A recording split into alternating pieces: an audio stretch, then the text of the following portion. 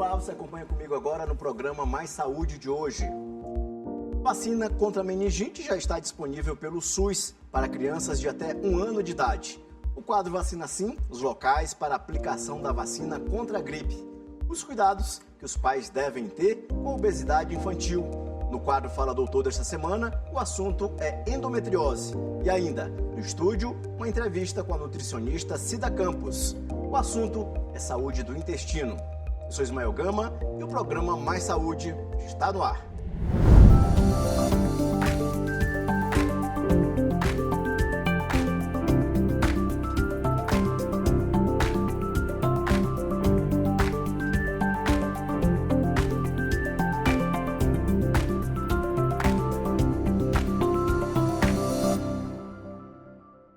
Uma nova vacina contra a meningite já está sendo aplicada pelo SUS em crianças de até 1 ano de idade. A mudança da imunização vem em um momento de alerta, já que o Brasil ultrapassou a marca de 4.400 casos da doença só neste ano. Uma nova vacina contra a meningite começou a ser aplicada pelo SUS em crianças de até 1 ano de idade. A dose de reforço, que antes era feita com a vacina meningocócica C, agora será com a vacina ACWY, que tem maior capacidade de proteção. A meningite é uma inflamação das membranas que envolvem o cérebro e a medula espinhal. Pode ser causada por vírus, bactérias, fungos ou parasitas, mas também pode ter origem não infecciosa. Somente neste ano, o Brasil já registrou mais de 4.400 casos da doença, segundo o Ministério da Saúde. A vacina é uma das principais formas de prevenção. Crianças a partir de 12 meses de idade até menores de 5 anos estarão recebendo a vacina meningocócica ACWY como dose de reforço. Então, os pais devem estar atualizados no que se diz respeito a essa informação, trazendo as suas crianças para as salas de vacina e, é claro, fazendo a vacina ACWY, que é a meningocócica que protege contra meningites.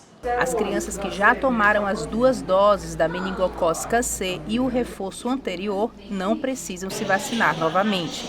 O alerta é para manter o cartão de vacinação atualizado com todas as vacinas disponíveis gratuitamente nas unidades básicas de saúde do Estado. Todas as vacinas do calendário nacional de vacinação para as crianças estão sendo ofertadas. E é um período oportuno onde os pais eles podem estar se deslocando aos pontos de vacinação, assim como as salas de vacinação, para estar fazendo a atualização. Então, se proteger nesse período das férias também é importante, até para os deslocamentos. As pessoas que vão viajar precisam estar aí com seus esquemas de vacinação atualizados para se proteger contra doenças. Acompanhe agora os locais das principais unidades de saúde que a vacina contra a gripe está disponível. No nosso quadro Vacina Sim.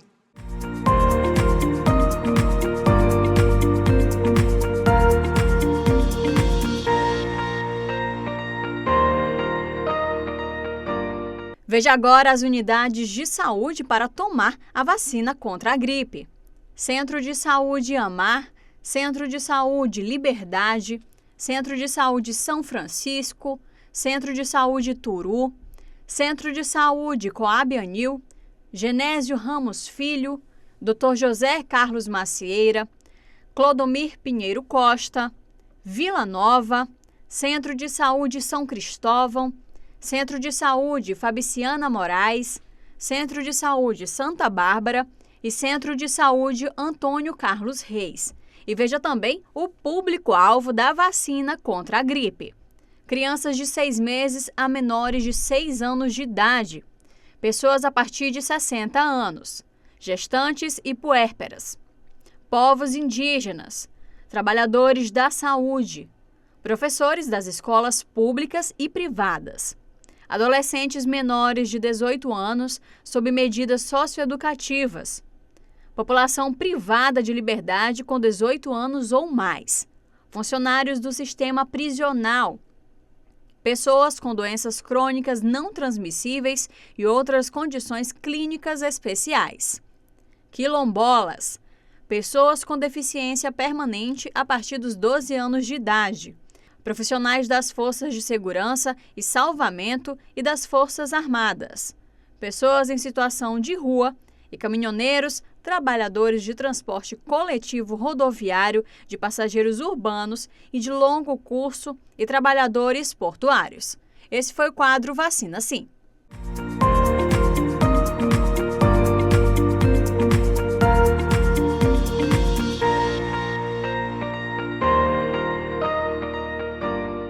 No quadro Fala Doutor desta semana, as dúvidas da população sobre a endometriose. E quem vai responder as perguntas é a médica ginecologista Andressa Bem-vindo.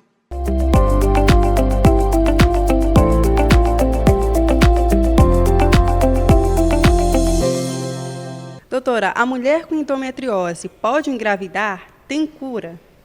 Pode, ela pode engravidar, porém é necessário que esse diagnóstico seja feito de forma precoce, porque o quanto antes se diagnosticar a endometriose, mais fácil, mais precocemente a gente inicia o tratamento. E esse tratamento, ele pode ser um tratamento clínico, ou seja, com medicações, anti-inflamatórios e hormônios, e um tratamento cirúrgico, quando se faz necessário, para a ressecção desses focos de endometriose. Gostaria de saber quais são os sintomas e como a gente consegue identificar que está se tratando de um quadro de endometriose. Existem várias teorias, para por que essa endometriose surge, porque algumas mulheres desenvolvem essa doença e outras não, e não se sabe ainda ao certo o porquê. A cura definitiva, ela não se consegue, pois esses focos de endometriose, eles podem ser bem espalhados, digamos assim. Porém, o controle, a gente consegue, principalmente para controlar os sintomas, porque essas dores, elas podem ser incapacitantes, elas podem diminuir a qualidade de vida da mulher, pode repercutir no trabalho, em sair com os amigos no lazer, pode repercutir na vida dela como um todo.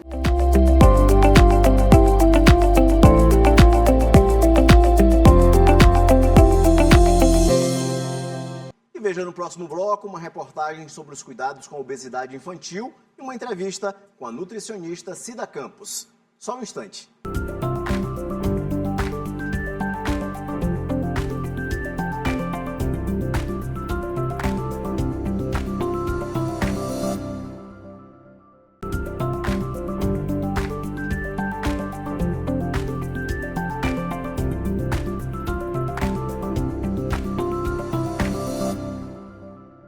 O número de crianças com obesidade tem crescido de forma alarmante no Brasil e os dados do Maranhão também acendem um sinal de alerta.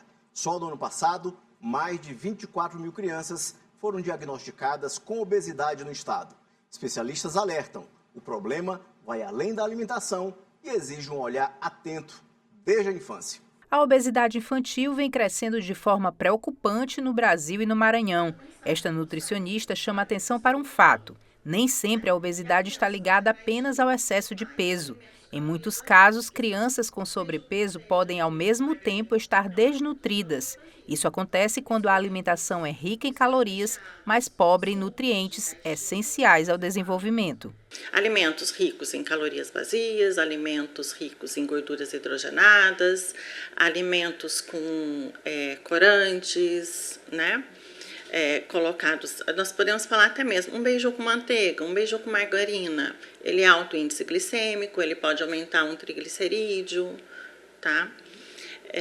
Hoje nós temos crianças no mundo todo, doenças relacionadas a essa obesidade infantil e que podem acompanhar na adolescência, acompanhar na idade adulta. O diagnóstico da obesidade infantil deve ser completo, envolvendo aspectos físicos e emocionais. A Secretaria de Estado da Saúde organiza, com base no SUS, a linha de cuidados do sobrepeso e obesidade do Maranhão para garantir acompanhamento qualificado desde cedo. A organização LCSO Maranhão alerta para os impactos do excesso de peso na infância. Em 2024, mais de 24.214 crianças foram diagnosticadas com obesidade no estado, o que representa uma taxa de 7,06%. Em São Luís, esse número também chama atenção. Mais de 1.200 crianças foram diagnosticadas com obesidade e mais de 2.000 com sobrepeso. Não é só sobre alimentação ou exercício. A obesidade infantil também pode ser um reflexo de fatores emocionais e por trás de um prato cheio pode haver traumas silenciosos. O fator social, o fator da família, o fator cultural e principalmente questões de sofrimento psíquico, abuso na infância, ansiedade, a depressão, separação dos pais. Tudo isso pode influenciar nesse aumento de peso da criança e principalmente essa busca compulsiva e impulsiva por alimentos. A solução apontada pelas especialistas é clara: não há outro caminho senão a reeducação alimentar. Ensinar hábitos saudáveis desde a infância com acompanhamento profissional e apoio da família é fundamental para prevenir e combater a obesidade infantil. Os pais eles têm um papel fundamental nisso, tá? Porque os pais são responsáveis pela escolha dos alimentos oferecidos para essa criança, né? Desde o supermercado. E interagir essa criança na compra, no preparo, na organização, na conscientização, ela é importante. A solução é procurar uma equipe multiprofissional, educador físico, nutricionista, psicólogo, justamente para poder fazer uma nova rotina da criança, criar uma nova rotina. O psicólogo que é para poder entender o motivo dessa compulsão, qual é a ansiedade, se existe uma ansiedade, se existe um sofrimento psíquico. O educador físico para poder adicionar prática de educação física, para tirar essa criança da ociosidade, colocar ela para ter o que fazer e fazer coisas úteis que vão ser benéficas a ela. E a nutrição para que possa ter um controle dessa alimentação. E não só da alimentação, mas horário de acordar, de dormir. A morte da cantora Preta Gil, que lutava contra um câncer de intestino, comoveu o Brasil inteiro e acendeu um alerta importante. Preta falou várias vezes sobre a necessidade de ouvir o corpo e não negligenciar sinais que podem indicar problemas graves. Para falar sobre a saúde do intestino e também sobre como a saúde mental pode influenciar nesse funcionamento, nós convidamos a nutricionista Cida Campos, que vai nos ajudar a entender melhor como cuidar desse órgão fundamental para a nossa saúde. Seja bem-vinda, Cida, ao nosso programa Mais Saúde de hoje. Obrigada. Desde já agradeço o convite para vir falar, sobre esse assunto tão relevante e tão negligenciado aí no dia a dia de muitas pessoas.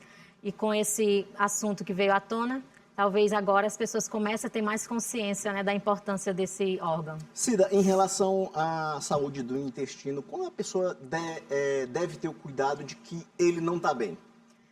Certo, então qualquer sintoma, qualquer sinal fora do comum, a gente já precisa acender um alerta. Então, desconforto abdominal, excesso de gases, constipação, que é a prisão de ventre, ou a diarreia frequente. Então, esses sintomas são sintomas mais frequentes que a gente deve, também ali alterações na evacuação. Então, tudo isso já é sinal de alerta que a gente precisa ficar ali atento.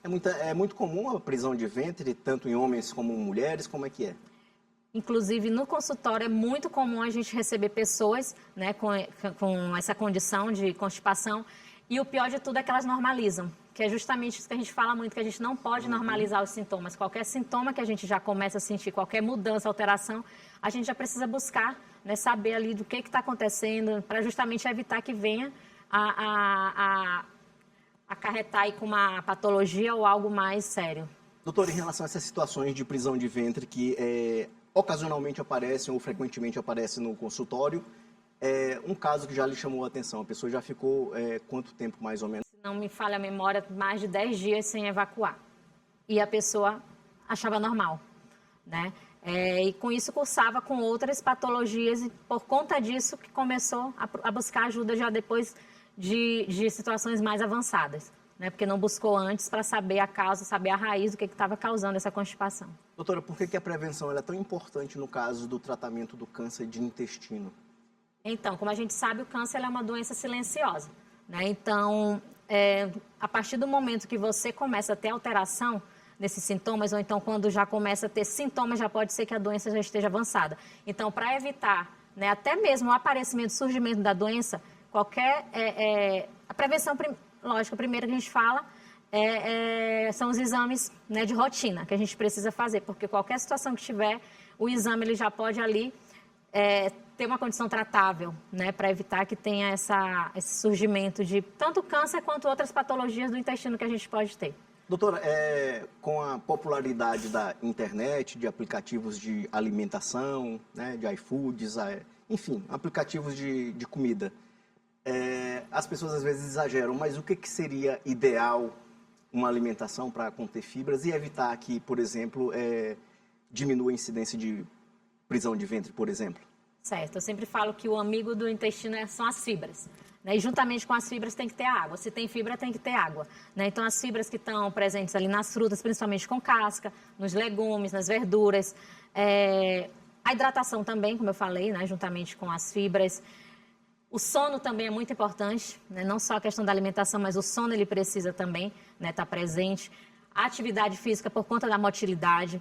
Né? Então, assim, é um conjunto de fatores que a gente precisa ter ali atenção para essa questão. E também algumas vitaminas e minerais, elas são muito importantes, né, para a questão da imunidade, tipo vitamina D, o ômega, o zinco, né? Então, para quem não sabe, 70% da nossa imunidade ela está ali no intestino. Né? Doutora, em relação aos alimentos ideais e que ajudam a melhorar essa questão da saúde do intestino, para a pessoa não ter problema, quais seriam os alimentos? Então, os alimentos ricos em fibras, ricos em ômega 3, né? As sementes, tipo chia, linhaça, a aveia, o psyllium, as verduras, as frutas com casca. Então, todos esses alimentos eles vão fazer parte ali de um combo, né, ali para o intestino. Doutora, tem alguma relação com a saúde do intestino, com a obesidade também? Sim, o intestino ele está totalmente ligado. Inclusive, muita gente às vezes tem dificuldade de emagrecer por conta do intestino. Eu sempre falo, o intestino funcionante ele não tem um emagrecimento saudável, não tem performance para quem é da parte esportiva, não tem qualidade de vida e muitas vezes saúde mental também. Então, ele tem uma ligação com todos esses fatores. Eu falo que o intestino ele é o maestro ali do nosso organismo. E recentemente saiu uma pesquisa em relação à saúde do intestino com a saúde mental, né? Sim. E explicando que o intestino é fundamental para se ter uma saúde mental também, Isso. Né? Existe um eixo de comunicação entre o cérebro, né, e o intestino, e a gente pode até mesmo ver no nosso dia a dia, em situações de nervosismo, como a gente mexe logo com o nosso estômago, o nosso intestino. O frio então, na barriga. Por conta desse eixo intestino-cérebro. E quais alimentos podem prejudicar o funcionamento do intestino? Eu sei que muita gente gosta de, às vezes, exagera também, né? Em hambúrgueres, sanduíche, cachorro-quente, enfim, uma infinidade de alimentos que muita gente gosta, às vezes exagera, mas é possível equilibrar. Exatamente. Não é isso? Exatamente. Você falou uma palavra muito certa que eu uso muito no consultório, que é a palavra equilíbrio. Né? Então, a gente precisa ter um equilíbrio e, lógico, tem aqueles alimentos que a gente precisa ter mais cuidado e tentar evitar ao máximo, que são os ultraprocessados, que são aqueles alimentos muito ricos em aditivos, em corantes, aqueles frituras, né? A gente precisa evitar gordura saturada. Em relação à alimentação, que cuidados podem ajudar além desses aí? Atividade física é importante? Como é que funciona? Exatamente. A atividade física estimulando o intestino? Existe uma relação? Exatamente. A atividade física ela vai ajudar ali na questão da motilidade do intestino. Então, por isso, até para as pessoas que são constipadas, que têm prisão de ventre, é muito indicada a questão da atividade física, porque ele vai promover mais essa motilidade, que é ali os movimentos, né, peristálticos ali do intestino. Doutora, em relação à alimentação das crianças, né, para ter uma saúde do intestino durante a vida toda, no início desses primeiros 2 anos, o que se deve evitar para que a criança não seja prejudicada futuramente? Certo, é um assunto bem importante e delicado, porque já começa pelos pais, né? Quem oferece. A criança, ela nasce sem ter paladar nenhum. Então, quem oferece são os pais, são os adultos, são as pessoas que acompanham essa criança. Né? Então, aqueles alimentos que a gente deve realmente evitar. Açúcar, muito açúcar, gordura, são os salgadinhos, os biscoitos, né? Aqueles alimentos ultraprocessados de pacotes que a gente fala, né? Então, é aquela famosa frase de descascar mais e desembalar menos, né? Descascar mais a fruta, desembalar menos, que é, no caso, a questão dos ultraprocessados, né? Em relação à pessoa idosa, ela tem uma perda de vitaminas com o passar do tempo, para absorver melhor a saúde do intestino, como é que é? Exatamente. Com o passar do tempo, a gente vai diminuindo exatamente essas funções do intestino, que é uma das funções que o intestino tem, que é da absorção, né? De nutrientes. Então, com o decorrer ali ao longo dos anos, do tempo, com o envelhecimento, a gente vai perdendo mais isso. Então, tem que ter mais atenção, né, nessa questão do envelhecimento. atenção ali às vitaminas, principalmente vitamina B12, vitamina D, ao cálcio também a gente precisa ter essa atenção, então é redobrado, a gente precisa, né, ficar mais atento. Doutora, recentemente a Preta Gil, a cantora Preta Gil, ela morreu em decorrência de um câncer que acabou se espalhando, mas começou lá no intestino, né? O que pode ter causado essa alimentação? O que ela mesma poderia ter ajudado, né? Isso, ela mesma falou em um vídeo que ela sabe que o estilo de vida dela contribuiu para isso, né? E ela disse também a questão dos exames de prevenção, no caso a colonoscopia, que é um dos principais exames que se faz, que ela já tinha pólipos no intestino. Pólipos são umas bolsinhas que são formadas, e essas bolsinhas, a partir delas é que, né, pode vir a gerar o câncer, que foi o que aconteceu com ela, né? Então, pelo estilo de vida, a questão do sedentarismo, alimentação, tudo isso contribui para a piora do quadro, né? Infelizmente. Doutora, Isso. qual é a principal mensagem que você pode deixar para as pessoas em casa em relação aos sintomas do corpo relacionado a essa saúde do intestino, você como nutricionista? Certo, então aprendam a ouvir, né, o seu organismo, qualquer mudança, qualquer alteração, qualquer sinal que você perceber, né, de diferente no seu corpo, busque ajuda, procure ajuda, não espere que esse quadro evolua para uma situação mais complicada. Eu sempre falo assim, tenha carinho com o seu corpo, tenha carinho com o seu intestino.